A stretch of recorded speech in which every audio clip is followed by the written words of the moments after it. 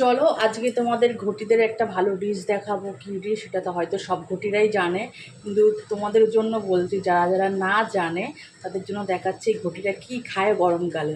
ঠিক আছে? আর আজকে আমার মেয়েরা কোনো কারোর পাত্তা নেই, 3:45 বেজে গেছে, তারা আবার বৌদির বাড়িতে খেতে চলে গেছে। চলো আমি তোমাদের দেখিয়ে দিচ্ছি আজকে কী কী রান্না হয়েছে আর ডিশটার নাম কী। থালা নিয়ে নিলাম, আজকে হচ্ছে পটল চিংড়ি, ভাত নিয়ে নিলাম। এবার নিয়ে নেবো হচ্ছে চিংড়ি ভাজা আছে, আর আমি নেবো হচ্ছে কুমড়ো আলু উচ্ছে দিয়ে তরকারি, চচ্চড়ি।